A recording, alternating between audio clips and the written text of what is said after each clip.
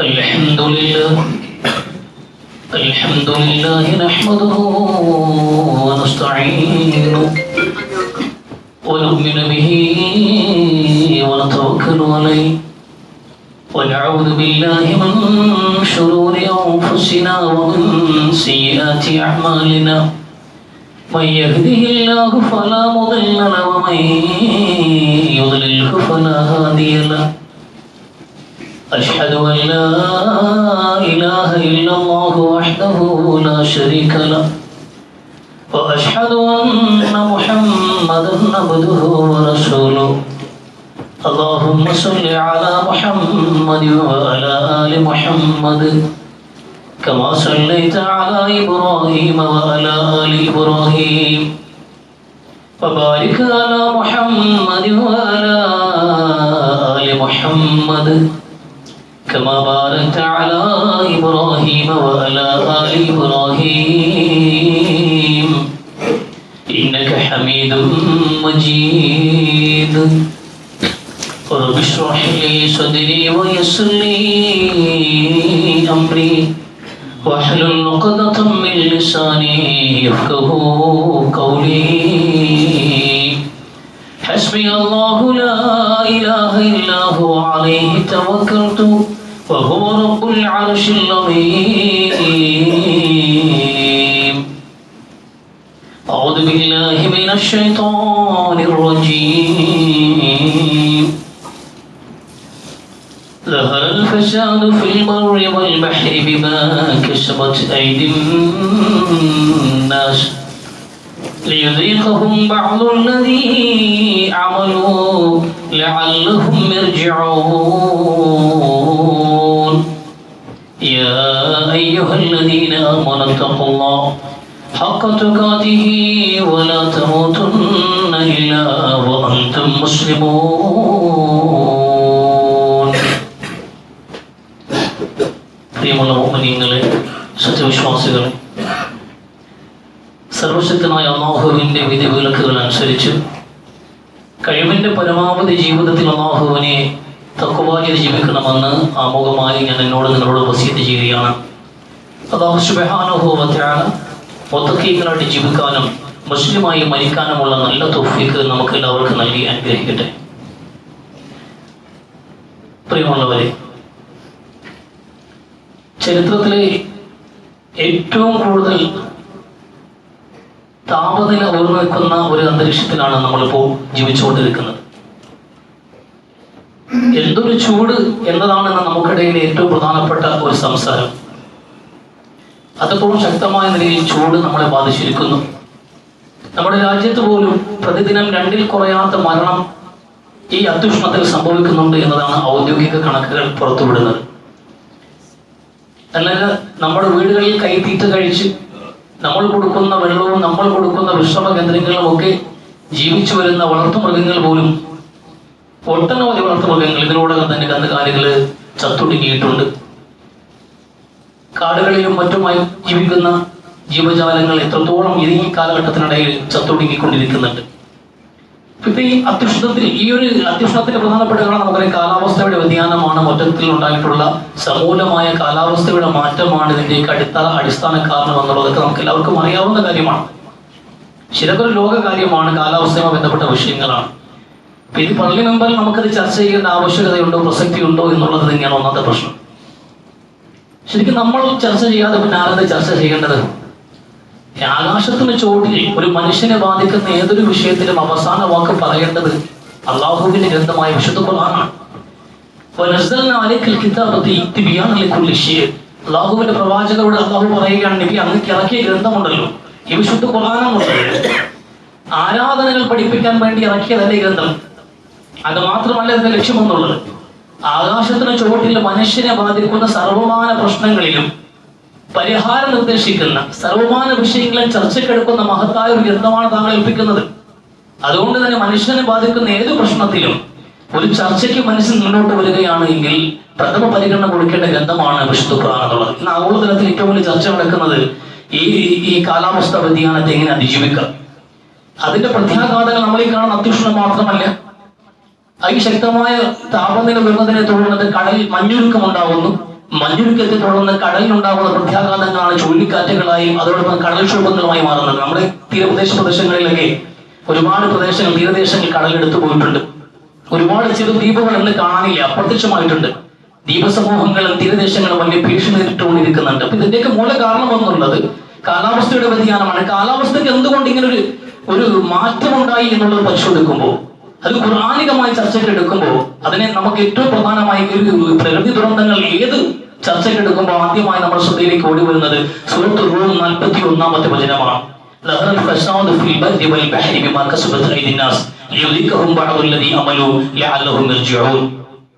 വിശുദ്ധ ഖുർആൻ വളരെ വ്യക്തമായ കാര്യം പറയുന്നുണ്ട്. ഇത് ഈ കരയിലാണെങ്കിലും കടലിലാണെങ്കിലും ഉണ്ടാകുന്ന പ്രകൃതി ദുരന്തങ്ങളും വിപത്തുക്കളുടെയും കാരണം മനുഷ്യന് നിങ്ങൾ തന്നെയാണ്. മനുഷ്യന്റെ ചെയ്ത്തിന്റെ ഫലമായിട്ടാണ്, മനുഷ്യന്റെ കർത്തവ്യങ്ങളുടെ ഫലമായിട്ടാണ്, അവരുടെ പ്രവൃത്തി ഫലമായിട്ടാണ് ഇപ്പൊ കരയിലും കടലിലും ദുരന്തങ്ങൾ അടിഞ്ഞുകൂടുന്നത് എന്ന് വിശുദ്ധ ഖുർആൻ. എന്തിനാണ് അങ്ങനെ ഇത്തരം പ്രകൃതി ദുരന്തങ്ങൾ കൊണ്ട് അല്ലാഹു നമ്മളെ പരീക്ഷിക്കുന്നത്? നമ്മൾ ചെയ്തതിന്റെ പ്രത്യാഘാതങ്ങൾ ചിലതെങ്കിലും നമ്മളെ രുചിപ്പിക്കേണ്ടതുണ്ട്. ഇത് നിങ്ങൾ ചെയ്തതിന്റെ, നിങ്ങൾ വിതച്ചതാണ് ഈ കൊയ്യുന്നത് എന്ന് മനുഷ്യനെ ഒന്ന് ബോധ്യപ്പെടുത്താനും ഒരു സൂചന നൽകാൻ വേണ്ടിയിട്ട് ജീവിതം ഇനിയെങ്കിലും പുനഃക്രമീകരിക്കാൻ മനുഷ്യൻ വിവേകശാലികൾ ഉണർന്ന് പ്രവർത്തിക്കാൻ വേണ്ടിയിട്ട് കാര്യങ്ങൾ കൃത്യമായി ബോധ്യമുള്ളവർ ഇത് നമ്മൾ വിതച്ചതാണ് ഈ പ്രശ്നങ്ങളൊക്കെ, ഈ നാശങ്ങളൊക്കെ നമ്മൾ ക്ഷണിച്ചു വരുത്തിയതാണ്. അതുകൊണ്ട് നമ്മുടെ ജീവിതക്രമത്തിൽ മാറ്റം വരുത്തേണ്ടതുണ്ട്. അങ്ങനെ മനുഷ്യൻ ചിന്തിക്കാൻ വേണ്ടിയിട്ടും തിരുത്തി ജീവിതത്തെ പുനഃക്രമീകരിക്കാനും വേണ്ടിയിട്ടാണ് കാലാകാലങ്ങളിൽ മനുഷ്യന്റെ പ്രവൃത്തികളുടെ ഫലങ്ങളിൽ ചിലതിന്റെ ശിക്ഷകൾ അല്ലാഹു പ്രകൃതി ദുരന്തങ്ങൾ രൂപത്തിൽ നൽകുന്നത് എന്ന് വിശുദ്ധ ഖുർആൻ പഠിപ്പിക്കുന്നുണ്ട്. ഏതുതരം കാരണങ്ങളാണ്, എന്താ നമുക്ക് എവിടെയാണ് നമുക്ക് പിഴവ് പറ്റിയത് എന്നുള്ളതാണ് പരിശോധിക്കേണ്ടത്. മനുഷ്യന്റെ ചീത്തകളുമായി രണ്ട് തരത്തിലുള്ള പ്രവർത്തനങ്ങൾ സമ്മേളിക്കുമ്പോഴാണ് അല്ലാഹുവിന് ഇത്തരം പരീക്ഷണങ്ങൾ സംഭവിക്കുക. ഒന്ന് മനുഷ്യന് ഭൗതികമായ വീഴ്ചകളാണ്, മറ്റു ആത്മീയമായ ചില വീഴ്ചകളുമാണ്. നമ്മുടെ ഭൗതികമായ ജീവിതത്തിന്റെ താളങ്ങൾ തെറ്റുമ്പോഴും ആത്മീയമായ ജീവിതത്തിന്റെ താളങ്ങൾ തെറ്റുമ്പോഴും കാലാവസ്ഥയുടെ താളവും തെറ്റും. അതാണ് നമ്മൾ സംഭവിച്ചിട്ടുള്ളത്. ഇപ്പൊ സ്വന്തം നമ്മൾ എല്ലാവരും പറയുന്നത് ഇപ്പൊ ഇതുമായി ബന്ധപ്പെട്ട് വലിയ ചർച്ചകൾ നടക്കുന്നുണ്ട്. വലിയ ചർച്ചകൾ, ഇതിന്റെ പരിഹാരങ്ങൾ തിരികുള്ള ചർച്ചകളൊക്കെ നടക്കുമ്പോഴും ഏറ്റവും പ്രധാനമായ പ്രശ്നമായിട്ട് കണക്കാവുന്ന ആവാസ വ്യവസ്ഥയുടെ അടിസ്ഥാന ഘടകങ്ങളെ പോലും പരിഗണിക്കാതെ നമ്മൾ നടത്തിയിട്ടുള്ള വികസന പ്രക്രിയകളാണ് ഇതിന്റെയൊക്കെ മൂല കാരണം എന്നുള്ളതാണ് അവസാനത്തെ വിലയിരുത്തൽ എന്നുള്ളത്. നമ്മുടെ അടിസ്ഥാനപരമായി മനുഷ്യൻ നിലനിൽക്കാനാവുന്ന വിധത്തിലാണ് അല്ലാഹു ഈ ഭൂമിയെ സജ്ജീകരിച്ചിട്ടുള്ളത്. ഈ ആവാസ വ്യവസ്ഥയെ തകിടം മറിക്കുന്ന വിധത്തിൽ അടിസ്ഥാനപരമായി നമുക്ക് നിലനിൽക്കാൻ ആവശ്യമായതിനെ മറന്നുകൊണ്ട് ആഡംബര ജീവിതം കെട്ടിപ്പടുക്കാൻ വേണ്ടി മനുഷ്യൻ കാണിക്കുന്ന ദീർഘവീക്ഷണമില്ലാത്ത വികസന കാഴ്ചപ്പാടുകളാണ് ഈ നാശങ്ങളെല്ലാം ക്ഷണിച്ചു വരുത്തിയത് എന്നതിൽ ഒരു സംശയവുമില്ലാതെയാണ് ഇന്ന് ലോകം സംഭവിക്കുന്നത്. നമുക്ക് സംബന്ധിച്ചിട്ടില്ല, നമ്മളെ സംബന്ധിച്ചിടത്തോളം നമ്മൾ ഒറ്റ നോട്ടത്തിൽ നോക്കുമ്പോൾ നമുക്ക് മനസ്സിലാക്കണമെന്നില്ല. നമ്മൾ ഒറ്റ നോട്ടത്തിൽ നോക്കിയാൽ ലോകത്ത് ഇന്നേ വരെ ജീവിച്ചുപോയ മനുഷ്യരിൽ ഏറ്റവും വികസനത്തിൽ ജീവിക്കുന്നവർ, ഏറ്റവും വലിയ പുരോഗതിയിൽ ജീവിക്കുന്നവർ നമ്മളാണ്. എവിടെ നോക്കിയാലും അമ്പലചുംബികളായ കെട്ടിടങ്ങളാണ്, ഉയർന്നു നിൽക്കുന്ന വലിയ വലിയ ഫാക്ടറികളാണ്, നീണ്ടു കിടക്കുന്ന വലിയ വലിയ പാലങ്ങൾ, അതിവേഗം സഞ്ചരിക്കുന്ന വാഹനങ്ങൾ എല്ലാം ഉണ്ട്. ഈ സൗഖ്യങ്ങളൊന്നും മുമ്പ് കഴിഞ്ഞു പോയവർ അനുഭവിച്ചിട്ടില്ല. അങ്ങനെ സുഖത്തിന്റെയും സമൃദ്ധിയുടെയും മടിത്തട്ടിൽ വികസനത്തിന്റെ മുറ്റത്ത് നമ്മൾ ജീവിക്കുമ്പോൾ നമ്മൾ മറുഭാഗം ചിന്തിക്കുന്നില്ല. മറുഭാഗത്ത് മണ്ണിന്റെ ജൈവത നഷ്ടപ്പെട്ടിരിക്കുന്നു, കുടിവെള്ളത്തിൽ വിഷാംശം കലർന്നിരിക്കുന്നു, അന്തരീക്ഷം മലിനമായിരിക്കുന്നു. ഈ ഒരു മറുഭാഗമുണ്ട്. നമുക്ക് അടിസ്ഥാനപരമായി മനുഷ്യൻ നിലനിൽക്കാൻ കൊട്ടാരങ്ങളുടെ ആവശ്യമില്ല. അടിസ്ഥാനപരമായി മനുഷ്യൻ നിലനിൽക്കാൻ ആവശ്യമുള്ളത് ശുദ്ധമായ വായു, ശുദ്ധമായ വെള്ളം, ശുദ്ധമായ ഭക്ഷണം. ഈ മൂന്ന് കാര്യങ്ങളാണ് അടിസ്ഥാനപരമായി മനുഷ്യന്റെ നിലനിൽപ്പിന്റെ അനിവാര്യ ഘടകങ്ങൾ. പക്ഷെ ഇതൊന്നും നമ്മൾ പരിഗണിച്ചില്ല. അടിസ്ഥാന നിലനിൽപ്പിനെ അവഗണിച്ചുകൊണ്ട് പുരോഗതിയുടെ പിറകെ പോയതുകൊണ്ടാണ് നമുക്ക് വീഴ്ച സംഭവിച്ചത്. ഈ പുരോഗതി വേണ്ട എന്നോ പുരോഗമനത്തിന് എതിരിലാണ് ഇസ്ലാം നിൽക്കുന്നതെന്നോ വികസനം പാടില്ല എന്ന് ഇസ്ലാം പറഞ്ഞിട്ടില്ല. ഒറ്റ രാത്രി ഇരുട്ടുവെളുത്തപ്പോൾ മനുഷ്യന്റെ ജീവിതം ഇങ്ങനെ ആയതല്ല. ആദം നബി അലൈഹി ഇസ്ലാമിന്റെയും ഹവ്വയുടെയും ചരിത്രം പറയുന്ന വിശുദ്ധ ഖുർആൻ പച്ചിലകൾ കൊണ്ട് വസ്ത്രം കൊടുത്തവരാണ് അവരെന്ന്. പച്ചിലകൾ കൊണ്ട് നഗ്നത പടച്ചവർ, മരത്തിന്റെ ഇലകൾ കൊണ്ടും മരത്തോല കൊണ്ടും വസ്ത്രം ധരിച്ച മാനവ ചരിത്രമുണ്ട്. അവിടെ നിന്ന് പടിപ്പടിയായി സഹസ്രാബ്ദങ്ങൾ നീണ്ടു നിന്ന പുരോഗതിയാണ് മനുഷ്യനെ ഇന്ന് ഇവിടെ കൊണ്ടെത്തിച്ചിട്ടുള്ളത്. കാലാകാലങ്ങളിൽ മനുഷ്യൻ പുരോഗമിച്ചുകൊണ്ടേയിരുന്നു. ആ പുരോഗമനങ്ങളിൽ അവർ ശ്രദ്ധിച്ചൊരു കാര്യമുണ്ട്. അവരുടെ അടിസ്ഥാന നിലനിൽപ്പിനെ തകർക്കുന്ന വിധത്തിൽ ഒരു പ്രവൃത്തിയും അവർ പുരോഗതിയിൽ കണ്ടില്ല. അങ്ങനെ കണ്ടൊരു സമൂഹമുണ്ട്, സമൂത് ഗോത്രക്കാർ. സമൂത് ഗോത്രം അവർ വലിയ വലിയ മലകളും പാറകളും മൊട്ടക്കുന്നുകളും തുറന്നു കെട്ടിടങ്ങൾ ഉണ്ടാക്കുന്ന ആ പ്രക്രിയയിൽ ഏർപ്പെട്ടപ്പോഴാണ് അവരെ വിമർശിച്ചുകൊണ്ട് സംസാരിക്കുന്നത് അവരുടെ പ്രവാചകൻ മഹാനായ സോലിഹ് നബി അലൈഹിസ്സലാം. അദ്ദേഹം നിങ്ങൾ പർവ്വതങ്ങൾ തുറന്ന്, നിങ്ങൾ പാറക്കെട്ടുകൾ തുറന്നിട്ട് നിങ്ങൾ വീടുകൾ നിർമ്മിക്കുമ്പോൾ അത് ഈ പ്രപഞ്ചത്തോടുള്ള ഒരു അക്രമം കൂടിയാണ്. അതുകൊണ്ട്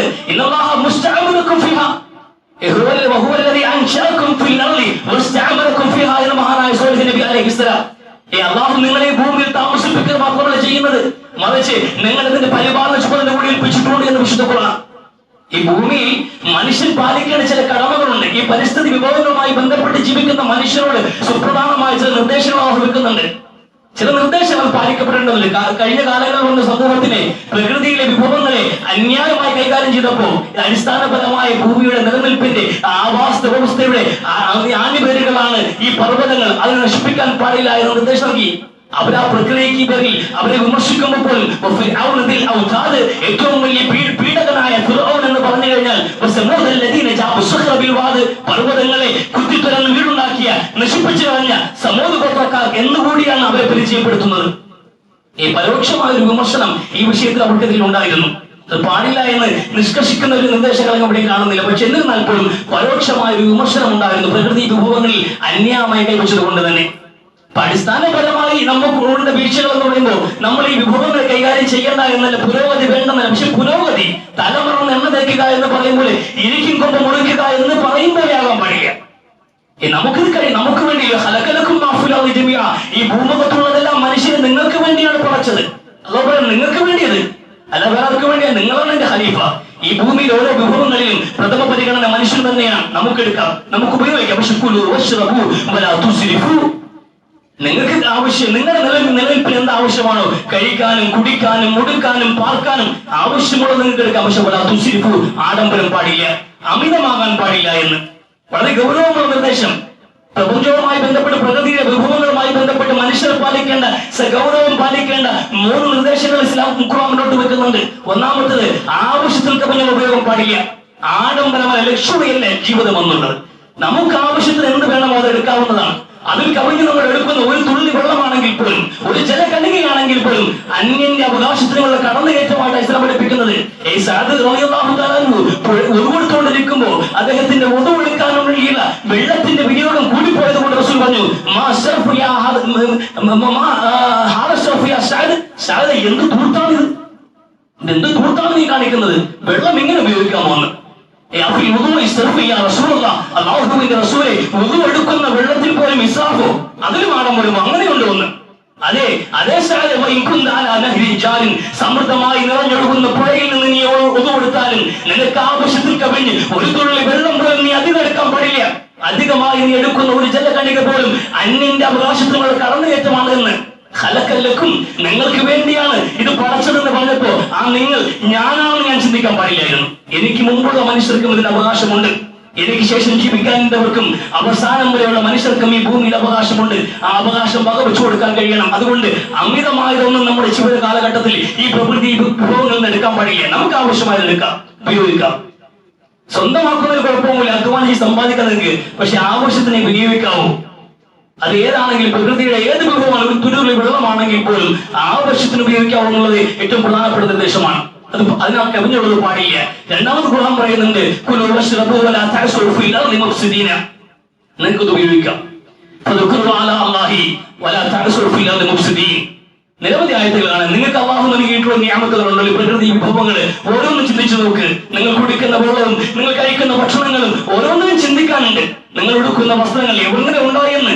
ഈ അനുഗ്രഹങ്ങൾ എത്ര മനോഹരമായിട്ടാണ് അല്ലാഹു നിങ്ങൾക്ക് ഓരോ ജീവിത വിഭവങ്ങളെയും അല്ലാഹു ഒരുക്കി നൽകുന്നത്. ചിന്തിക്കുവാൻ ശരീരങ്ങൾ ആ നിഅമത്തുകളുടെ വണ്ണവും വലിപ്പവും മനസ്സിലാക്കിയിട്ട് നന്ദിയുള്ളവരായി ജീവിക്കുന്ന നിങ്ങൾ ഇതൊന്നും നശിപ്പിക്കാൻ നിൽക്കണ്ട. നിങ്ങൾ കൂട്ടിയാ കൂടൂല. അല്ലാഹു നൽകിയ ഈ അനുഗ്രഹങ്ങൾ നിങ്ങൾ നശിപ്പിച്ചു കഴിഞ്ഞാൽ അതിന് പുനഃക്രമീകരിക്കുക, പുനഃസ്ഥാപിക്കുക, ഒന്നുകൂടി അത് സൃഷ്ടിച്ചെടുക്കുക എന്നുള്ളത് മനുഷ്യനെ നിങ്ങളെ കൊണ്ടാവുന്ന കാര്യമല്ല. അതുകൊണ്ട് ഉടുക്കാം, കഴിക്കാം, നിങ്ങൾക്ക് ആവശ്യമായി ഉപയോഗിക്കാം, നശിപ്പിക്കാൻ നിൽക്കണ്ട. ആവശ്യത്തിൽ കവിഞ്ഞ് ഉപയോഗിക്കാൻ പാടില്ല, നശിപ്പിക്കാനും പാടില്ല. മറിച്ച് നിങ്ങൾ എന്താ ചെയ്യേണ്ടത്, നിങ്ങൾ ഇത് പരിപാലിക്കേണ്ടവർ കൂടിയാണ്. ഉപയോഗിക്കാം, ആവശ്യത്തിന് നമുക്ക് ഉപയോഗിക്കാം, അതോടൊപ്പം നമ്മൾ നശിപ്പിക്കാതെ ശ്രദ്ധിക്കണം. അതോടൊപ്പം തന്നെ നമ്മൾ ഇത് പരിപാലിക്കേണ്ടവരുമാണ്. ഇത് പരിപാലിച്ച് പിടിക്കേണ്ട ചുമതല കൂടി നമ്മളെ ഏൽപ്പിക്കുന്ന വിശുദ്ധ ഖുർആൻ. ഈ പ്രധാനപ്പെട്ട 3 നിർദ്ദേശങ്ങൾ ഈ ഭൂമിയിൽ പാലിക്കേണ്ടവരാണ് മനുഷ്യൻ. പക്ഷെ ഇത് നേരെ ഘടകവിരുദ്ധമായ ഒരു ജീവിത രീതിയാണ്, ഒരു ലൈഫ് സ്റ്റൈലാണ് നമുക്കുള്ളത്. ഇത് നേരെ ഓപ്പോസിറ്റ് നമ്മൾ ജീവിച്ചുകൊണ്ടിരിക്കുന്നത്. അമിതമായി ആഡംബര ജീവിതങ്ങൾ കെട്ടിപ്പടുക്കാൻ വേണ്ടി നമ്മളെങ്ങനെ ഭൂമിയിലെ വിഭവങ്ങളെ വെട്ടിപ്പിടിച്ചുകൊണ്ടിരിക്കുക. മലകളൊക്കെ ഇടിച്ചു നിരത്തുന്നുണ്ട്. അരുവികളും പുഴകളും നമ്മൾ മൂടിയെടുത്തത് എന്തിനു വേണ്ടിയാണ്? നമുക്ക് വലിയ വലിയ കെട്ടിടങ്ങൾ ഉണ്ടാക്കാൻ വേണ്ടിയിട്ടാണ്. ഈ പറഞ്ഞ ഈ പ്രശ്നങ്ങളുടെയൊക്കെ മൂല കാരണങ്ങൾ ഇന്ന് നമ്മൾ അനുഭവിക്കുന്ന ഈ ഒരു ചൂട് എന്നുള്ളത് 8 ദിവസം കൊണ്ടുണ്ടായ ചൂടൊന്നുമല്ല. ഈ അത്യുഷ്ണം എന്നുള്ളത് ഒരു വർഷം കൊണ്ട് 2 വർഷം കൊണ്ട് ഉണ്ടായതുമല്ല. ഓരോ വർഷവും നമ്മളിതാ പറഞ്ഞുകൊണ്ടിരിക്കുന്നത് ഈ വർഷമാണ് ഏറ്റവും വലിയ ചൂടെന്ന്. ഈ വർഷമാണ്. കഴിഞ്ഞ വർഷം ഇതാ പറഞ്ഞത്, കഴിഞ്ഞ അങ്ങേ വർഷം ഇതാ പറഞ്ഞത്. 2 നൂറ്റാണ്ട് കാലം കൊണ്ടുണ്ടായ വലിയ മാറ്റമാണിത്. വ്യാവസായിക വിപ്ലവം 18ാം നൂറ്റാണ്ടിന്റെ പകുതിക്ക് ശേഷം ബ്രിട്ടൻ കേന്ദ്രീകരിച്ചുണ്ടായ വ്യാവസായിക വിപ്ലവം, ഇൻഡസ്ട്രിയൽ റവല്യൂഷൻ എന്ന് പറയുന്ന ആ ഓമനപ്പേറ്റ് വിളിക്കുന്ന വ്യാവസായിക വിപ്ലവത്തെ തുടർന്നുണ്ടായ കാലാവസ്ഥയിലെ വലിയ മാറ്റങ്ങളാണ് ഇന്ന് നമുക്കുണ്ടാക്കി ഈ നഷ്ടങ്ങളെല്ലാം ഹേതു എന്നുള്ളത്. വ്യാവസായിക വിപ്ലവം യന്ത്രവൽകൃത ലോകത്തേക്ക് മനുഷ്യൻ നടത്തിയിട്ടുള്ള ഏറ്റവും വലിയൊരു ചുവടുമാറ്റമാണ്. മനുഷ്യൻ കൈകൊണ്ട് ചെയ്തിരുന്ന കാര്യങ്ങളെല്ലാം യന്ത്രങ്ങളെ ഏൽപ്പിക്കുകയും യന്ത്രങ്ങളുടെ പ്രവർത്തനങ്ങൾ ശക്തമായ വലിയ ഉത്പാദനം നടത്തിയപ്പോൾ വലിയ വലിയ ഫാക്ടറികൾ രൂപപ്പെടുകയും ലോകവ്യാപകമായിട്ട് അതിന് വലിയ സ്വീകാര്യത ഉണ്ടാകുകയും ചെയ്തു. നമ്മുടെ ഇപ്പോഴത്തെ ജീവിതത്തിന്റെ വലിയ മാറ്റങ്ങൾക്കെല്ലാം അടിത്തറ എന്നുള്ളത് ഈ വ്യാവസായിക വിപ്ലവമാണ്. അതുകൊണ്ട് വലിയ മാറ്റങ്ങൾ ഉണ്ടായി. നമ്മുടെ ജീവിത നിലവാരം ഉയർന്നിട്ടുണ്ട്. വലിയ വലിയ കെട്ടിടങ്ങളായിട്ടുണ്ട്, വലിയ വലിയ പാലങ്ങളായിട്ടുണ്ട്, വലിയ വലിയ ഹോസ്പിറ്റലുകൾ, വലിയ വലിയ ഫാക്ടറികൾ, അങ്ങനെ ഒരുപാട്. നമ്മൾ ഉടുക്കുന്ന വസ്ത്രവും നമ്മൾ ഇടുന്ന ചെരുപ്പിലടക്കം ഈ വ്യാവസായിക വിപ്ലവത്തിന്റെ സ്വാധീനമുണ്ട്. വലിയ മാറ്റങ്ങൾ ഉണ്ടായി. അതുകൊണ്ട് ലോകത്ത് വലിയ സ്വീകാര്യത ഉണ്ടായി, ഇതിന് വലിയ അംഗീകാരം ഉണ്ടായി. ലോകം അതിന് പിറകെ സഞ്ചരിക്കാൻ തുടങ്ങി. ലോകത്തെ എല്ലായിടത്തും. അതുകൊണ്ട് ഇതിന് പിറകിൽ ഇതിന് ഫണ്ടിങ് ആയിട്ട് ബാങ്കിംഗ് സ്ഥാപനങ്ങൾ മുന്നോട്ട് വന്നു. അങ്ങനെ ബാങ്കുകൾക്ക് വലിയ ഡെവലപ്മെന്റ് ഉണ്ടായതും ബാങ്കുകൾക്ക് വലിയ സ്വാധീനം ഉണ്ടായതും ഈ വ്യാവസായിക വിപ്ലവത്തിന് ശേഷമാണ്. അതിനെ തുടർന്ന് കുറെ കോർപ്പറേറ്റുകളും കുത്തക മുതലാളിമാരും ഉണ്ടായി, കോർപ്പറേറ്റ് യൂണിയനുകളും ഉണ്ടായി. അതുകൊണ്ട് ലക്ഷറി ഈ ആഡംബര ജീവിതം മാർക്കറ്റ് ചെയ്യാൻ അവർ തീരുമാനിച്ചപ്പോൾ ലോകത്തിന്റെ മുക്കുമൂലകൾ വരെ ഈ ആഡംബര ജീവിതം ജനങ്ങൾ ഏറ്റെടുത്തു. പക്ഷെ അതിന് പ്രത്യാഘാതം 2 നൂറ്റാണ്ടുകൾ പൂർത്തിയാകുന്നതിന് ലോകം തിരിച്ചറിഞ്ഞു. 20ാം നൂറ്റാണ്ടിന്റെ അവസാനത്തിൽ ലോകം ഏറ്റവും വലിയ ഗൗരവമായ ചിന്തയിലെത്തിയത് കാലാവസ്ഥ മാറിയിട്ടുണ്ട്. തുടരെ വന്നുകൊണ്ടിരിക്കുന്ന ഒരു ഇഴപൊട്ടിയ മുത്തുമാലയിൽ നിന്നും ഒന്നിനു പിറകെ ഒന്നായി മുത്തുകൾ കൊഴിയുന്നത് പോലെ ഭൂമിയിലേക്ക് കടന്നുകൊണ്ടിരുന്ന ഈ പ്രകൃതി ദുരന്തങ്ങൾ, അതിന്റെ കാരണങ്ങളെ കുറിച്ച് അന്വേഷിക്കുമ്പോൾ വ്യാവസായിക വിപ്ലവത്തിന് ശേഷം ഈ ലോകത്ത് കാലാവസ്ഥയിൽ വ്യക്തമായ മാറ്റം വന്നിരിക്കുന്നു. 1.5 ഡിഗ്രിയിൽ സെൽഷ്യസിൽ താഴെ മാത്രം ഉണ്ടാകുന്ന താപനില 2.5 വരെ ഉയർന്നിരിക്കുന്നു. കഴിഞ്ഞ 200 വർഷത്തിനിടയിൽ 1 ഡിഗ്രിയുടെ എന്തെയും മാറ്റമുണ്ടായിരിക്കുന്നു എന്ന് തിരിച്ചറിഞ്ഞു. അത് ലോകത്ത് പിന്നെ ചർച്ചയായത്. അത് പിന്നെ ചർച്ചയായി. ലോകരാഷ്ട്രങ്ങൾ 197 രാജ്യങ്ങളുടെ പ്രതിനിധികളെ ഉൾപ്പെടുത്തിക്കൊണ്ട് വലിയ ചർച്ചകൾ നടത്തി. പാരീസ് ഉച്ചകോടി എന്ന് നമുക്കറിയാവുന്ന പാരീസ് ഉടമ്പടിയൊക്കെ നമുക്കറിയാവുന്ന വിഷയമാണ്. 2015 ഫ്രാൻസിലെ പാരീസിൽ വെച്ച് 197 രാജ്യങ്ങളുടെ നേതാക്കന്മാരടക്കമുള്ള പ്രതിനിധികൾ 40,000 പേര് 12 ദിവസം കൂലങ്കഷമായി ചർച്ച ചെയ്തു. ഒരു പരിഹാരം വേണം. കാരണം 1 ഡിഗ്രി സെൽഷ്യസ് മാറിയത് കൊണ്ടാണ് ലോകത്ത് ഇത്രയും വലിയ പ്രശ്നം ഇപ്പോൾ ഉണ്ടായിട്ടുള്ളത്. മഞ്ഞുമലകളൊക്കെ ഉരുകി ഒലിക്കാൻ തുടങ്ങിയിട്ടുണ്ട്. അതുകൊണ്ട് കടലിലും തീരപ്രദേശങ്ങളിലും വലിയ തരത്തിലുള്ള വിപത്തുകൾ ഉണ്ടായിക്കൊണ്ടിരിക്കുന്നത്, കൊടുങ്കാറ്റുകൾ രൂപപ്പെടുന്നത്, ഓരോ അന്തരീക്ഷത്തിലുണ്ടാവുന്ന മലിനങ്ങൾ അടിഞ്ഞോട്ട് മലിന വായു ശ്വസിച്ചിട്ട് പ്രതിവർഷം ലോകത്ത് 70 ലക്ഷത്തിലേറെ ആൾക്കാർ മരിക്കുന്നുണ്ട്. ജലത്തിലെ വിഷാംശം കാരണം 35,75,000 പേര് ശരാശരി ലോകത്ത് മരിക്കുന്നുണ്ട്. അപ്പൊ ഇത്രയും മരണങ്ങൾ, ദാരുണമായ മനുഷ്യർ പുഴുക്കളെ പോലെ ജീവിക്കുന്ന സാഹചര്യം, ഈ കെട്ടിടങ്ങളുടെയും വികസനങ്ങളുടെയും നടുവില് പുഴുക്കളെ പോലെ മനുഷ്യർ ചത്തുവീഴുന്ന കാഴ്ച കണ്ടിട്ട് ഇത് തിരുത്തേണ്ടതുകൊണ്ട് ഇങ്ങനെ തിരുത്തിയിട്ടില്ല എങ്കിൽ, എന്തെങ്കിലും പ്രായോഗിക പരിഹാരം നമ്മൾ കണ്ടെത്തിയിട്ടില്ല എങ്കിൽ 2100 അത് 4.5 ഡിഗ്രി വരെ താപനില ഉയർന്നേക്കാം. അങ്ങനെ ഉയർന്നാൽ 30% ജീവജാലങ്ങളും 30% സസ്യങ്ങളും ഈ ഭൂമിയിൽ നാമാവശേഷമാകുമെന്ന് തിരിച്ചറിയുന്നുണ്ട് ലോകം. അപ്പൊ അത് പരിഹരിക്കണം. അത് പരിഹരിക്കാൻ ക്രിയാത്മകമായി എന്ത് ചെയ്യാമെന്നുള്ള കൂലങ്കഷമായ ചർച്ചയ്ക്കൊടുവിൽ അവർ കണ്ടെത്തിയ 2 മാർഗങ്ങളേ ഉള്ളൂ. തൽക്കാലം വേറെ നിവൃത്തിയില്ല. ഒന്ന്, കാർബൺ ഡൈ ഓക്സൈഡ് ഇങ്ങനെ പുറന്തള്ളുന്നതിനെ നിയന്ത്രിക്കപ്പെടേണ്ടതുണ്ട്. വികസിത രാജ്യങ്ങളും തമ്മിൽ ഒരു ടൈപ്പിലെത്തുന്നുണ്ട്. വികസിത രാജ്യങ്ങൾ ഓൾറെഡി വ്യാവസായിക വിപ്ലവം പരിപൂർണമായി വിജയിപ്പിച്ചിട്ടുള്ള രാജ്യങ്ങൾ വർഷാവർഷം $100 കോടി രൂപ വികസിത രാജ്യങ്ങൾക്ക്, ഇന്ത്യ അടക്കമുള്ള രാജ്യങ്ങൾക്ക് സംഭാവന നൽകാം. നിങ്ങൾ അല്പം ഇനി വ്യാവസായിക വിപ്ലവവുമായി ബന്ധപ്പെട്ട് വലിയ വലിയ ഫാക്ടറികളുടെ പ്രവർത്തനങ്ങളുമായി മുന്നോട്ട് പോകാൻ പാടില്ല. ഒന്ന് സഹകരിക്കണം. നിങ്ങൾ ഇപ്പൊ വികസിച്ചതൊക്കെ മതി, ഇനി വികസിക്കേണ്ട തൽക്കാലം ഒന്ന് സഹകരിക്കുക. കാർബൺ ഡൈ ഓക്സൈഡ് അധികമായി പുറന്തള്ളുന്ന പരിപാടി 40 രാജ്യങ്ങൾ, വികസിത രാജ്യങ്ങൾ, അവർ ഇങ്ങോട്ട് ഫണ്ട് കൊടുത്തിട്ട് ബാക്കി രാജ്യങ്ങൾ സഹകരണം ഉറപ്പുവരുത്തുകയാണ്. 2 കാര്യങ്ങളുള്ളൂ. കാർബൺ ഡൈ ഓക്സൈഡ് അമിതമായി പുറന്തള്ളുന്ന നമ്മുടെ വാഹനങ്ങൾ, നമ്മൾ ഉപയോഗിക്കുന്ന ഈ ഫാക്ടറികളിൽ നിന്ന് പൊല്യൂഷനുകൾ, അതിനുശേഷവും യുദ്ധങ്ങൾ നടന്നുകൊണ്ട് യുദ്ധത്തിൽ ഈ അന്തരീക്ഷത്തിലുണ്ടാകുന്ന മർദ്ദങ്ങളൊക്കെ ഈ ആഗോളതലത്തിലുള്ള ഈ താപനില ഉയർത്തിക്കൊണ്ടിരിക്കുന്നുണ്ട്. അപ്പൊ ഇത് നിയന്ത്രിക്കപ്പെടണം എന്നുള്ളതാണ് ഒരു നിർദ്ദേശം. 2ാമത്, ഭൂമിയെ ഹരിതാപമാക്കുക. ഈ കാർബൺ ഡൈ ഓക്സൈഡ് പുറന്തള്ളിക്കൊണ്ടിരിക്കുമ്പോഴാണ് സൂര്യപ്രകാശം ഭൂമിയിൽ വന്ന് പതിച്ച് റിട്ടേൺ പോകേണ്ട സാധനത്തെ കാർബൺ ഡൈ ഓക്സൈഡ് തടഞ്ഞു വെക്കുന്നതുമാണ് ഈ അന്തരീക്ഷത്തിൽ ഇത്രയും വലിയ ഈ മർദ്ദം വർധനം ഉണ്ടാവുന്നത്. അതുകൊണ്ട് നമുക്ക് ജീവിക്കാൻ പറ്റാത്തത്, ഈ ചൂട് സഹിക്കാൻ പറ്റാത്ത അവസ്ഥ ഉണ്ടാകുന്നതിന്റെ കാര്യം എന്താണ്? കാർബൺ ഡൈ ഓക്സൈഡിന്റെ സാന്നിധ്യമാണ്. അത് പിടിച്ചെടുക്കണമെങ്കിൽ എന്തുണ്ടാകണം? വൃക്ഷങ്ങൾ ഉണ്ടാകണം. കാർബൺ ഡൈ ഓക്സൈഡിനെ പിടിച്ചെടുക്കുകയും സ്റ്റോർ ചെയ്യുകയും പലകാലം ഓക്സിജൻ പുറത്തുവിടുകയും ചെയ്യുന്നത് വൃക്ഷങ്ങളാണ്. അപ്പൊ ആ മരങ്ങൾ നട്ടുവെച്ചുകൊണ്ട് ലോകം സഹകരിക്കണമെന്ന് ആവശ്യപ്പെടുന്നത് എത്ര മനോഹരമായ കാഴ്ചപ്പാട്! 197 രാജ്യങ്ങളിലെ ഏറ്റവും 40,000 നേതാക്കന്മാരും വിദ്യാസമ്പന്നരും 12 ദിവസം തലകുത്തി ആലോചിച്ചിട്ട് പറഞ്ഞ കാര്യം 6-ാം നൂറ്റാണ്ടിൽ മഹാനായ മുഹമ്മദ് നബി സല്ലല്ലാഹു അലൈഹി വസല്ലം വളരെ ലളിതമായി പറഞ്ഞു കൊടുത്തു. മൻ അഹ്യാ അർളൻ മൈതൻ ഫലഹു അജ്ർ. ഒരു മനുഷ്യൻ നിർജീവമായ ഭൂമിയെ പച്ചിലകൾ മുളപ്പിച്ചുകൊണ്ട് അവൻ ജീവിപ്പിക്കുകയാണെങ്കിൽ അവന് പുണ്യമുണ്ട് എന്ന് ആദരവായ റസൂൽ സല്ലല്ലാഹു അലൈഹി വസല്ലം. ഈ ഭൂമിയിൽ ജീവിക്കുന്ന മനുഷ്യരെ വലിയ കടമയായ റസൂൽ പറയാണ്, മൻ കാന ലഹു അർളൻ ഫലയസ്റഅഹാ. ഭൂമിയുള്ളവൻ അതിൽ കൃഷി ഇറക്കട്ടെ എന്ന്. അതിൽ കൃഷി ഇറക്കണം. ഭൂമി എപ്പോഴും ഹരിതാപമായിരിക്കണം. നിങ്ങളുടെ പറമ്പിലൂടെ ഒഴുകി പോകുന്ന വെള്ളം നിങ്ങളുടെ ആവശ്യം കഴിഞ്ഞ് നിങ്ങളുടെ പറമ്പിലൂടെ ഒഴുകി പോകുന്ന വെള്ളത്തെ നിങ്ങൾ തടഞ്ഞു വെക്കാൻ പാടില്ല. പലപ്പോഴും നമ്മൾ വെള്ളം തടഞ്ഞു വെക്കുന്നത് അല്ലെങ്കിൽ മഴ പെയ്യുമ്പോൾ നമുക്ക് ഏറ്റവും ബുദ്ധിമുട്ടായി നമുക്ക് അനുഭവപ്പെടുന്നത് പാഴ്ചെടികൾ എന്ന് പറയുന്ന കുറെ ചെടികൾ മുളയ്ക്കും. നിങ്ങൾ ആരും വിത്തിട്ടിട്ടല്ല, ഞാനോ നിങ്ങളോ വിത്തിടാതെ കുറെ പച്ചിലകളും ചെടികളും ഇവിടെ മുളയ്ക്കും. ചില മരത്തൈകൾ ഇവിടെ മുളയ്ക്കും. ആരും വിത്തിട്ടിട്ടല്ല, അള്ളാഹു ഇറക്കിയ വിത്ത. ഓരോ മഴ കഴിയുമ്പോൾ അതുകൊണ്ട് ഇത്തരം പാഴ്പുല്ലുകൾ മുളയ്ക്കാതിരിക്കാൻ വേണ്ടിയിട്ട് ഒഴുക്ക് വെള്ളത്തെ തളച്ചു വയ്ക്കുന്നത് ഇസ്ലാമിക സംസ്കാരമല്ല എന്ന് പുണ്യ നബി സല്ലല്ലാഹു അലൈഹി വസല്ലം. വെള്ളം ഒഴുകട്ടെ സമൃദ്ധമായി, അള്ളാഹു പെയ്യിക്കുന്ന മഴയിൽ വെള്ളം ഒഴുകിപ്പോട്ടെ, വെള്ളത്തിന്റെ നനവ് പറ്റിക്കൊണ്ട് ഭൂമിയിൽ പച്ചിലകൾ മുളയ്ക്കട്ടെ, അത് നിങ്ങൾക്ക് ഉപകാരപ്പെടുമെന്ന് റസൂൽ സല്ലല്ലാഹു അലൈഹി വസല്ലം. മഹാനായ ബിലാലിബ്നു ഖാത്തം എന്ന് പറയുന്ന സഹാബിക്ക് വേണ്ടിയിട്ട് അദീഖിന്റെ ഒരു തോട്ടം പതിച്ചു കൊടുത്തു റസൂലുള്ളാഹി സ്വല്ലല്ലാഹു അലൈഹി വസല്ലം. പിൽക്കാലത്ത് ഉമർ റളിയല്ലാഹു അൻഹു ഖിലാഫത്ത് കാലഘട്ടത്തിൽ അദ്ദേഹം അതുവഴി കടന്നു പോകുമ്പോൾ ആ ഭൂമി തരിശു ഭൂമിയായി കാണപ്പെട്ടു. അദ്ദേഹത്തിനെ വിളിപ്പിച്ചു, ഈ ഭൂമി ഇങ്ങനെ ആർക്കും കൊടുക്കാതെ ഉടമപ്പെടുത്താനല്ല നിന്നെ ഏൽപ്പിച്ചത് എന്ന്. ആർക്കും കൊടുക്കാതെ പട്ടയം എഴുതി അധികാരം ഏൽപ്പിക്കാനല്ല റസൂൽ നിനക്ക് നൽകിയത്. പറ്റുമെങ്കിൽ നിന്നെ കൊണ്ട് കൃഷിയെടുക്കാൻ പറ്റുന്ന, ഈ ഭൂമിയെ സജീവമാക്കാൻ പറ്റുന്ന എത്ര പ്രദേശം നിനക്ക് ആവശ്യമാണ് അത്രയും കൈയിൽ വെക്കുക, ബാക്കി ഖജനാവിലേക്ക് ഏൽപ്പിക്കണമെന്ന് ഉമർ ബിൻ ഖത്താബ് റളിയല്ലാഹു അൻഹു. വളരെ വിപ്ലവകരമായ പ്രഖ്യാപനമാണ്. ഈ ലോകത്തിന്റെ നിലനിൽപ്പിന്റെ അനിവാര്യ ഘടകമാണ് ഹരിത സസ്യങ്ങൾ എന്ന് റസൂലുള്ളാഹി സ്വല്ലല്ലാഹു അലൈഹി വസല്ലം നിരക്ഷരനായ പ്രവാചകൻ 6-ാം നൂറ്റാണ്ടിൽ പറഞ്ഞ കാര്യമാണ്. ലോകം അവസാനിക്കുന്നുണ്ടെങ്കിൽ, ഇതിൽ നാശമുണ്ട് എങ്കിൽ അത് നമ്മൾ ക്ഷണിച്ചു വരുത്തുന്നതാണ്. മനുഷ്യന്റെ പ്രവർത്തനങ്ങൾ കൊണ്ട് അത് അവസാനിക്കും. ലോകം ഒരു ഭാഗത്ത് അവസാനിച്ചുകൊണ്ടിരിക്കുകയാണ്. ഭൂമിയുടെ ചരമഗീതം കേട്ടു തുടങ്ങി. ഇത് അവസാനിക്കാൻ പോവുകയാണ് എന്ന് വ്യക്തമായ നിങ്ങൾക്ക് ബോധ്യമുള്ളപ്പോഴും നിങ്ങളുടെ കൈവശമുള്ള പച്ചിലത്തണ്ട് ഭൂമിയിൽ നട്ടുവെക്കണേ എന്ന് റസൂൽ സല്ലല്ലാഹു അലൈഹി വസല്ലം. ഈ ലോകം ഒരു ഭാഗത്ത് അവസാനിച്ചു വരികയാണെങ്കിൽ പോലും അതിന്റെ ചരമഗീതം നിങ്ങളുടെ കാതിൽ മുഴങ്ങുമ്പോഴും നിങ്ങൾ കർമ്മരംഗത്ത് വ്യാപൃതരാകണം. ഒരു പച്ചിലത്തെന്തെങ്കിലും ഭൂമിയിൽ നട്ടുവെച്ചിട്ട് നിലനിർത്താൻ വേണ്ടി പ്രവർത്തിക്കണേ എന്ന് റസൂൽ സല്ലല്ലാഹു അലൈഹി വസല്ലം. എത്ര മനോഹരമായ കാഴ്ചപ്പാടാണ്! ലോകത്ത് ഇന്ന് നമ്മൾ പോയിക്കൊണ്ടിരിക്കുന്ന ഈ വേഗതയിൽ ലോകം അധികവുമില്ല, അനിവാര്യമായ ഒരു പതനത്തിലേക്ക് ലോകം പോകുന്നത്. തർക്കമുള്ള കാര്യമില്ല, നമ്മൾ തിരിച്ചു പോക്കൊന്നും നടക്കൂല. ഈ വിളക്കിൽ നമ്മൾ ഇരുന്നിട്ടുണ്ട്, വിളക്കിന്റെ കുട്ടം നമുക്ക് ധാരാളമായിരുന്നു. പക്ഷെ ബൾബ് വന്നതിന് ശേഷം വിളക്ക് നമുക്ക് ബുദ്ധിമുട്ടാണ്. അത് നമ്മളോട് പറ്റൂല അങ്ങനെ ജീവിക്കാൻ.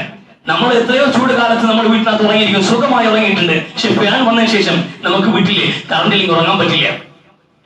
അപ്പൊ നമ്മൾ അതുകൊണ്ട് നമ്മളെ നേടിയ പുരോഗതികളിൽ നിന്ന് പുറകോട്ട് പോയിട്ട് കുതിരപ്പുറത്തും കുതിരവണ്ടിയിലും കാളവണ്ടിയിലും യാത്ര ചെയ്യുകയും മേൽക്കൂരകൾ ഓരം വേണ്ടിയിട്ട് ജീവിക്കാൻ പോവുകയും ചെയ്യുന്ന സാഹചര്യം ഇനി ലോകത്തുണ്ടാവാൻ പോകുന്നില്ല. ഒരു തിരിച്ചുപോക്കൊന്നുമില്ല. നമ്മൾ ഇങ്ങനെ പൊക്കൊണ്ടേയിരിക്കും. പക്ഷെ അപ്പോഴും കർത്തവ്യ രംഗത്ത് വിശ്വാസികൾക്ക് ചില ധാർമ്മികമായ ഉത്തരവാദിത്തങ്ങളുണ്ട്. സമൂഹത്തോടൊരു കാഴ്ചപ്പാടുണ്ട്. നമ്മുടെ വികസനങ്ങൾ, നമ്മുടെ പുരോഗതിയും നമ്മുടെ ജീവിതവും അന്യന്റെ ജീവിതത്തിന് കേടുണ്ടാക്കാൻ പാടില്ല. എന്റെ വീടിന്റെ ചുവര് കെട്ടുമ്പോ എന്റെ അയൽക്കാരന്റെ കാറ്റ് തടയുമെങ്കിൽ എന്റെ വീട് കെട്ടിയുയർത്തുമ്പോ എന്റെ അയൽക്കാരന്റെ വീട്ടിലേക്ക് അടിക്കുന്ന കാറ്റ് നഷ്ടപ്പെടുമെങ്കിൽ അത് അക്രമമാണ് എന്ന് പുണ്യ നബി സല്ലല്ലാഹു അലൈഹി വസല്ലം. സാമൂഹിക രംഗത്ത് ജനങ്ങളുടെ മൊത്തം ജീവിതത്തെ തകർത്തുകൊണ്ട് എനിക്കൊരു ലക്ഷറി ലൈഫ് ഉണ്ടാക്കാൻ പാടില്ല. അത് വിശ്വാസിയുടെ ബാധ്യതയാണ്. എല്ലാവരും അങ്ങനെ ചിന്തിക്കണമെന്നില്ല. പക്ഷെ വിശ്വാസം ചിന്തിക്കണം. വിശ്വാസം നാടോടുമ്പോ നടുവ് ഇടവേണ്ടവനല്ല. ശരീരത്തിന്റെ നാട്ടിൽ പോയാൽ നടുക്കണ്ടെന്ന് ജീവിക്കാം എന്ന അവസര ബുദ്ധി കാണിക്കുന്നവരല്ല. ഇസ്ലാമികമായ നിലപാടുണ്ട്, ഖുർആനികമായ കാഴ്ചപ്പാടുകളുണ്ട്. അത് മുമ്പിൽ വെച്ചുകൊണ്ട് ജീവിക്കണം. ഞാൻ കൊണ്ടുവന്ന ഖുർആൻ നിങ്ങളുടെ ജീവിതം നിയന്ത്രിക്കുമ്പോഴാണ് നിങ്ങൾ മുഅ്മിൻ. ഞാൻ കൊണ്ടുവന്ന ഖുർആൻ നിങ്ങളുടെ ജീവിതം നിയന്ത്രിക്കണം, അപ്പോൾ നിങ്ങൾ മുഅ്മിൻ. ഖുർആൻ ഒരു ഭാഗത്തിരിക്കും, നീ നിന്നെ തോന്നിയ പോലെ ജീവിക്കും. പെരുന്നാൾ ആഘോഷിക്കാനും വെള്ളിയാഴ്ച പള്ളി കൂടാനും വന്നിട്ട് മുഅ്മിൻ എന്ന് നിനക്ക് പറഞ്ഞു നടക്കാം. എന്റെ മുമ്പിൽ നീ മുഅ്മിനാവില്ല എന്ന്. അതാണ് യഥാർത്ഥ മുഅ്മിൻ എന്ന്. അതുകൊണ്ട് നമ്മളെ വിശുദ്ധമായ ഇസ്ലാം പഠിപ്പിക്കുന്ന, അല്ലാഹുവും റസൂലും പഠിപ്പിക്കുന്ന ഒരു ജീവിത ചിട്ടയുണ്ട്. എല്ലാ മേഖലയിലും കാലാവസ്ഥയുടെ വിഷയത്തിലും ആഗോള പ്രശ്നങ്ങളിലും സാമൂഹിക പ്രശ്നങ്ങളിലും ഒക്കെ അവസാന വാക്ക് ഖുർആൻ പറയും നമ്മുടെ വിഷയത്തിൽ. വിശ്വാസികൾക്ക് അത് പാലിക്കാൻ ബാധ്യതയുണ്ട്. അതുകൊണ്ട് ഒരു മരമെങ്കിലും നട്ടുവെക്കുക എന്നുള്ളത് വിശ്വാസ സമൂഹം ഈ കാലത്ത് കാണിക്കാവുന്ന ഏറ്റവും വലിയ കടമയാണ്. നമുക്ക് വേണ്ടി മുറിക്കപ്പെട്ട മരങ്ങൾക്ക് കണക്കില്ല. നഗരവൽക്കരണം, വ്യാവസായിക വിപ്ലവത്തെ തുടർന്ന് നഗരവൽക്കരണം ലോകത്ത് വലിയ നാശങ്ങൾ ഉണ്ടാക്കിയിട്ടുണ്ട്. നമ്മുടെ ഈ ചൂട് കൂടുതൽ പ്രധാനപ്പെട്ട കാരണങ്ങളൊന്നും അതുകൂടിയാണ്. ഈ കോൺക്രീറ്റ് കാടുകളല്ലാതെ ഇവിടെ എവിടെയെങ്കിലും മരത്തൈകൾ കാണാൻ കഴിയുന്നുണ്ടോ? നമ്മുടെ പ്രശ്നം ഇന്ന് അതിശക്തമായ ചൂടാണ്. ഈ ചൂട് കഴിഞ്ഞ് നമ്മൾ അടുത്ത മഴ പെയ്യുമ്പോഴോ ജലപ്രളയമാണ്. ഈ കാലാവസ്ഥ അങ്ങനെ തന്നെയാണ്. ഇനി അങ്ങോട്ട് ഇതേ തുടർന്നുകൊണ്ടിരിക്കും. അതൊക്കെ നമ്മൾ ക്ഷണിച്ചു വരുത്തിയതാണ്. ഇവിടെ വെള്ളപ്പൊക്കത്തിനായാലും പിന്നെ ഇവിടെ പ്രത്യേകിച്ച് പറയേണ്ട കാര്യമില്ല. ഈ കമലേശ്വരം ഇൻഷ അങ്ങോട്ട് കഴിഞ്ഞാൽ പിന്നെ ചെറിയൊരു മഴ പെയ്താലും പിന്നെ ഇവിടെ അതിസാഹസികമായ നീന്തൽ വിദഗ്ധന്മാർ കൂടി കടമപ്പുറത്ത് പോകുള്ളൂ. കാരണം നമ്മളുടെയൊക്കെ വികസനങ്ങൾ ചുറ്റും നമ്മുടെ വലിയ വലിയ കോൺക്രീറ്റ് കെട്ടിടങ്ങൾ ഉണ്ടാക്കി വെച്ച് മരത്തൈകളൊന്നുമില്ല. ഈ ചുടുകാട്ടിൽ എവിടെയാണ് മരങ്ങളുള്ളത്? ശക്തമായ വേനൽ ചൂടുമാണ്. മഴ പെയ്താലോ ഇതൊന്നും ഏറ്റെടുക്കാൻ വൃക്ഷങ്ങൾ ഇവിടെ ഇല്ല. ചതുപ്പ് നിലങ്ങളില്ല. ചതുപ്പ് നിലങ്ങളൊക്കെ മണ്ണിട്ട് മൂടിയിട്ടുണ്ട്. നമ്മളെല്ലാം എല്ലാം മണ്ണിട്ട് മൂടി വലിയ വികസനങ്ങൾ. തിരുവനന്തപുരം സിറ്റി ഏറ്റവും വലിയ താഴ്ന്ന പ്രദേശത്തായിരിക്കുന്നത്. ഇതൊക്കെ വലിയ തോതിൽ ദീർഘമായ ഭാവിയൊന്നും ഈ ഭൂമിക്ക് അവകാശപ്പെടാൻ ഇനി ഇല്ല. നമ്മൾ ചെയ്തതിന്റെ ഫലമായിട്ടാണ്. ഇതിങ്ങനെ ഒന്നിനു പുറകെ ഒന്നായി വന്നുകൊണ്ടിരിക്കുമ്പോഴും ഈ മണ്ണിൽ നമുക്ക് വേണ്ടി മുറിക്കപ്പെട്ട മരങ്ങൾക്ക് കണക്കില്ല. നമ്മുടെ വീടിന്റെ ഉമ്മറത്ത് കയറുമ്പോൾ മുതൽ അടുക്കള വരെയുള്ള ഫർണിച്ചറുകളും അടുക്കളയിലെ അലമാരയും അടക്കം നമുക്ക് വേണ്ടി മുറിക്കപ്പെട്ട മരങ്ങൾക്ക് കണക്കില്ല. പക്ഷേ നമ്മളൊരു മരം പോലും നട്ടുവെച്ചത് നമ്മുടെ ഓർമ്മയിൽ പോലും ഇല്ല. ഡമാസ്കസിന്റെ തെരുവോരത്ത് അബൂദർദാ എന്ന മഹാനായ സഹാബി ഇരുന്നുകൊണ്ട് മരത്തെ നടുന്ന കാഴ്ച കണ്ടിട്ട് ഒരാൾ പറയാണ്, അല്ലാഹുവിന്റെ റസൂലിന്റെ സഹാബിയില്ലേ നിങ്ങൾ എത്ര സുസ്ഥിരമായ സ്ഥാനത്തിന്റെ ഉടമയാണ്. ഈ പറമ്പോക്കി ഇരുന്നിട്ട് എന്താ ഈ പണി? ഈ മരത്തൈകൾ ഈ വാർദ്ധക്യത്തിൽ നടേണ്ട കാര്യം നിങ്ങൾക്കുണ്ടോ എന്ന് അങ്ങനെ പെട്ടെന്ന് കയറി വിമർശിക്കില്ലേ? നിങ്ങളെ ആക്ഷേപം പറയാൻ പറയട്ടെ. എന്നെ നേതാവ് പഠിപ്പിച്ചൊരു വാചകമുണ്ട്, ഭൂമിയിൽ ആരെങ്കിലും ഒരു മരത്തൈ നട്ടാൽ ഒരു മരം ഒരു മനുഷ്യൻ നട്ടുവെച്ചു പോവുകയും അയാളെ മരണശേഷവും അത് വളർന്നു, അത് പൂവിട്ടു, അത് കായിട്ടതിന്റെ കായ് പഴുത്തിട്ട് ഏതെങ്കിലും മനുഷ്യൻ, ഒരു പക്ഷി അത് താഴേക്ക് വീണപ്പോൾ പുഴുക്കൾ എന്തെങ്കിലും ഒന്ന് കഴിച്ചിട്ടുണ്ടെങ്കിൽ അതിന്റെ പേരിൽ സ്വതക്കയുണ്ട് എന്ന് പഠിപ്പിച്ചൊരു നേതാവിന്റെ അനുയായിയാണ് ഞാൻ. ആ പ്രവൃത്തിയായി നീ പൂർത്തീകരിക്കുന്നത് എന്ന് നമ്മുടെ ജീവിതത്തിന്റെ അടയാളമായിട്ട് ഒരു മരമെങ്കിലും ഇവിടെ അവശേഷിപ്പിച്ചു, ഒരു പച്ചിലെങ്കിലും എടുത്ത് നട്ടിട്ടുള്ളൂ. നമ്മൾ ഈ ഹൈടെക് ജീവിതത്തിന് എവിടെ മണ്ണുമായിട്ട് നമുക്ക് എന്ത് ബന്ധം? പച്ച മണ്ണിൽ നടക്കാനുള്ള ബുദ്ധിമുട്ട് കൊണ്ട് ഇന്റർലോക്ക് വരെ ചെയ്തിട്ടുണ്ടെങ്കിൽ ഇനി മണ്ണുമായി നമുക്ക് എന്താ ബന്ധം? നമ്മൾ ചുമന്നു കൊണ്ടുപോയി പള്ളിക്കാട്ടി വെക്കുമ്പോ ആ കവളിലേക്ക് ഉരുട്ടി വെക്കുന്ന ഒരുപടി മണ്ണുണ്ടല്ലോ, അതാ നമ്മുടെ ബന്ധം. അതിനപ്പുറത്തൊരു ബന്ധം നമുക്കില്ല. അതുവരെ മണ്ണിൽ നിന്ന് അകന്നു നിൽക്കുന്ന ഒരു പ്രത്യേക ജീവിത രീതിയിലേക്ക് നമ്മൾ മാറിയിട്ടുണ്ട്. അങ്ങനെ തലമറങ്ങുന്ന് ജീവിക്കാൻ പാടില്ല. നമ്മള് വിശ്വാസികൾക്ക് കൃത്യമായ ഒരു ധാരണ ഉണ്ടാവണം. നമ്മൾ ഈ ഭൂമിയിൽ നന്മകൾ വിതയ്ക്കാൻ വന്നവരാണ്. മരണത്തിനപ്പുറത്തുള്ള ജീവിതത്തിൽ നമുക്കിത് കൊയ്തെടുക്കേണ്ടതുണ്ട്. ഇതാണ് ഒന്നാമത്തെ ഭൗതികമായ കാരണം. പരിസ്ഥിതിയിൽ നമ്മൾ വരുത്തിയിട്ടുള്ള അക്രമങ്ങളാണ്. രണ്ടാമത് ധാർമ്മികവുമായ മൂല്യങ്ങൾ നമുക്ക് നഷ്ടപ്പെട്ടു പോയി എന്നുള്ളതാണ്. അത് വിശാലമായ ഒരു ചർച്ചയാണ്. വിശാലമായ ചർച്ചയിലേക്ക് കിടക്കുന്നില്ല. ധാർമ്മികമായ മൂല്യങ്ങൾ ഭൂമിയിൽ അക്രമങ്ങൾ പെരുകുമ്പോ, അനീതി പെരുകുമ്പോ, അതോടെ അല്ലാഹുവിനെ വിസ്മരിച്ചുകൊണ്ട് നന്ദി കെട്ട സമൂഹം ഇവിടെ ജീവിക്കുമ്പോ, അഴിമതികൾ പെരുകുമ്പോ, അവകാശങ്ങൾ നിഷേധിക്കപ്പെടുന്ന സാഹചര്യം ഉണ്ടാകുമ്പോൾ, മതത്തിന്റെ കണ്ണുനീർ കൊണ്ട് ഭൂമി നിറയുമ്പോ, അതോടൊപ്പം നിരന്തരനെയും നിരാലംബരെയും അവഗണിക്കപ്പെടുമ്പോ അല്ലാഹുവിന്റെ അനുഗ്രഹങ്ങൾ തടയപ്പെടുകയും പരീക്ഷണങ്ങൾ തുടരെ സംഭവിക്കുകയും ചെയ്യുമെന്ന് വിശുദ്ധ പ്രവാചകൻ സ്വല്ലല്ലാഹു അലൈഹി വസല്ലം ഒരുപാട് ഹദീസുകളുണ്ട്. ആധികാരികമായ ഒരുപാട് നിർവചനങ്ങൾ അതൊന്നും പറയാനുള്ള സമയം നമുക്ക് തൽക്കാലമില്ലാത്തത് കൊണ്ട് ഈ ധാർമ്മികമായ നമ്മുടെ തകർച്ചയും ഭൗതികമായ നമ്മുടെ വീഴ്ചകളുമാണ് നമ്മൾ ഇന്ന് അനുഭവിക്കുന്ന ഈ കാലാവസ്ഥാ വ്യതിയാനത്തിന്റെയും ഈ പ്രകൃതി ദുരന്തങ്ങളുടെയും ഒക്കെ മൂല കാരണങ്ങൾ. അത് മനസ്സിലാക്കിക്കൊണ്ട് ഈ ക്രിയാത്മകമായ ജീവിതത്തിൽ നമ്മൾ സമാന തരക്കേടില്ലാത്തൊരു മാറ്റം വരുത്താനുള്ള ശ്രമങ്ങൾ നമ്മുടെ ഭാഗത്ത് നിന്ന് ഉണ്ടാകണം. അല്ലാഹു സുബ്ഹാനഹു വ തആല ചിന്തിക്കാനും പ്രവർത്തിക്കാനും തൗഫീഖ് നൽകി അനുഗ്രഹിക്കട്ടെ.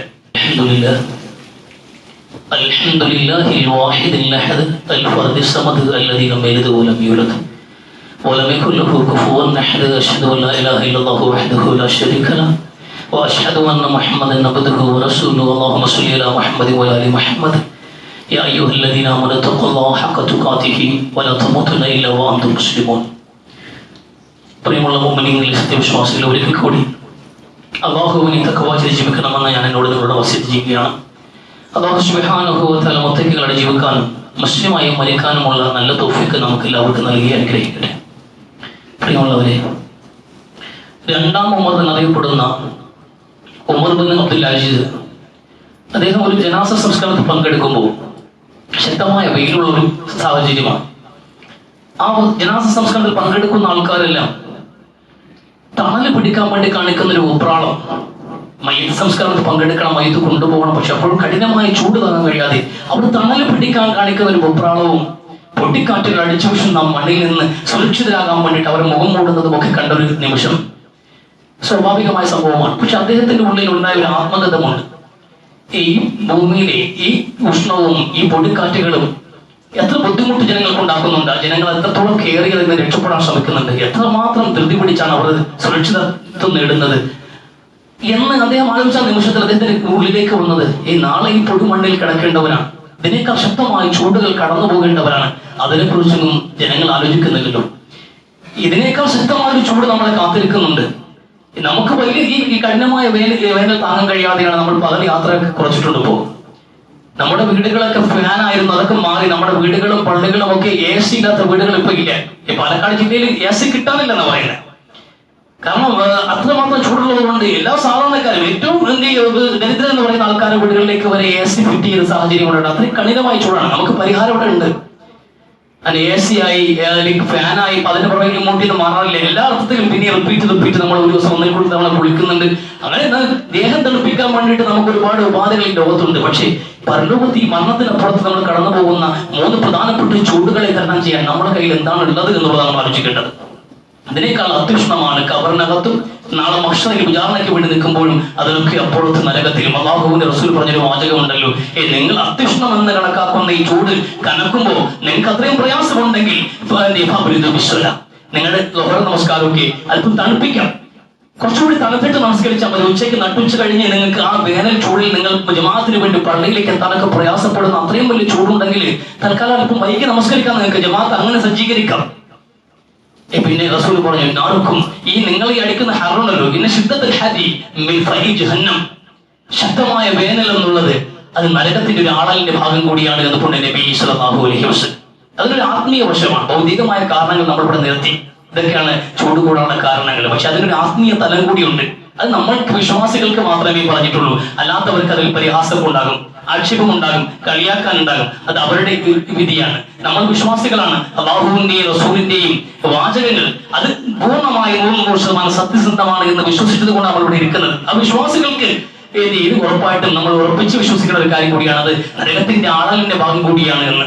ഈ നരകത്തിന്റെ ഒരു ആളൽ അവിടെ സംഭവിക്കുമ്പോൾ അതിന്റെ ചെറിയൊരു പ്രതീകം മാത്രമായി അനുഭവപ്പെടുന്നതാണ് ഈ ചൂടിന്റെ താപം വർധനവ് എന്ന് റസൂൽ സൂചിപ്പിക്കുമ്പോൾ അതിൽ ഒരു സന്ദേശം കൂടിയുണ്ട്. ഈ ലളിതമായ ചൂട് പോലും നമുക്ക് ഇത്രയേറെ പ്രയാസം ഉണ്ടാക്കുന്നുണ്ടെങ്കിൽ നിങ്ങൾ ചൂടിന് വേണ്ടി ഉപയോഗിക്കുന്ന എന്താണ്? തണുപ്പിൽ ചൂടാകാൻ വേണ്ടി കത്തിക്കുന്നത് തീയാണ്. ആ തീ കനലിലല്ല നിങ്ങൾ ഇറങ്ങിയിരിക്കുന്നത്. തീയുടെ സമീപത്തിരുന്നിട്ട് ചൂട് കായുന്നവരെ, ആ തീക്കകത്തിട്ട് നിങ്ങൾ മാംസങ്ങൾ ചുട്ടെടുക്കുന്നവരാണ്. എന്നാൽ നിങ്ങൾ ഈ ദുനിയാവിൽ ഉപയോഗിക്കുന്ന തീയുടെയും 70 ഇരട്ടി ശക്തമായ ചൂടുള്ള ഒരു അഗ്നികുണ്ഡമാണ് നിങ്ങൾക്ക് വേണ്ടി ഒരുക്കപ്പെട്ടിട്ടുള്ളത് എന്ന യാഥാർത്ഥ്യം നിങ്ങൾ മറന്നുപോയോ എന്ന്. അങ്ങനെ ഒരു നരകം നമ്മൾ കാത്തിരിക്കുന്നുണ്ട്. അതിനെ പ്രതിരോധിക്കാൻ വേണ്ടിയിട്ട് എന്താണ് നമ്മൾ കണക്കാക്കി വെച്ചത് എന്ന് അബൂ ഷാക്കിൽ അൽബീരി പറയുന്ന ഒരു കവിതയുണ്ട്. മനുഷ്യൻ ദുനിയാവിന്റെ ചൂട് കണ്ടിട്ട് ഇങ്ങനെ ഭയന്നോടുകയാണ്. ദുനിയാവിന്റെ ചൂടിൽ നിന്ന് ഭയന്നോടി തണുപ്പുകൾ പിടിക്കുന്ന മനുഷ്യൻ നരകത്തിന്റെ ചൂടിന്റെ ആളൽ മറന്നുപോയോ എന്ന്. അതിന്റെ ഏറ്റവും ചെറിയ ചൂട്